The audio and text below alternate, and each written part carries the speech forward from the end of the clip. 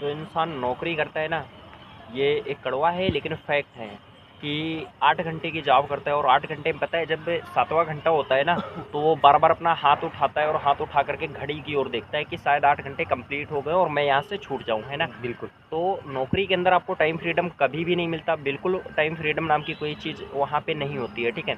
और जो business mindset के लोग होते हैं ना, वो 8 घंटे आप छोड़ो ना डियर, कम से कम 16 घंटे 18 घंटे काम करने के बावजूद भी वो थकान नहीं होती उनके अंदर और वो थकते नहीं है। नौकरी करने वाला इंसान थकने लगता है, क्यों?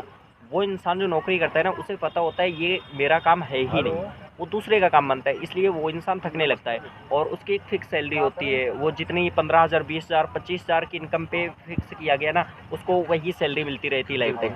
जो बिजनेस माइंड सेट के लोग होते हैं, हो सकता है 1 साल तक वो कोई भी इनकम ना कर पाएँ, ठीक है?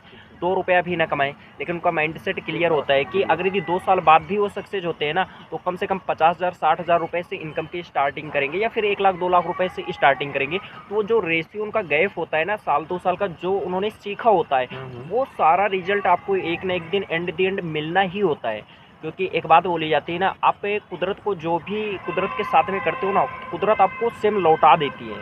कभी भी कुदरत आपके साथ भेदभाव नहीं कर सकती है। तो आप जैसा करते हो वो चीज़ आपको वापस मिलती है।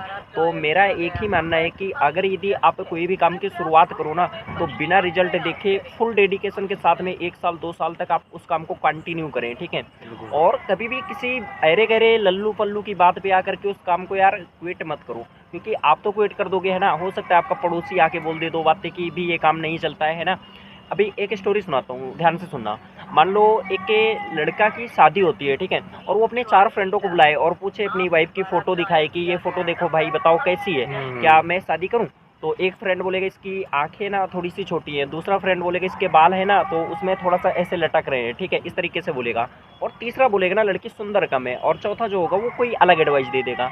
तो सबका जो एडवाइस का तरीका है ना वो अलग-अलग है और वो अपने हिसाब से एडवाइस आपको दे रहे हैं। लेकिन आप यार एक चीज़ बताओ, क्या आपकी मतलब जो लगाम है किसी दूसरे के हाथ में होनी चाहिए? क्या आपका कोई अस्तित्व नहीं? आप अपना डिसीज़न नहीं ले सकते हो? आपको खुद पे कॉन्फिडेंस नहीं है?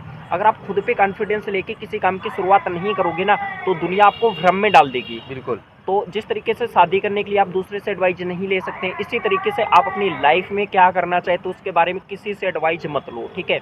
आप खुद की एडवाइस एक बार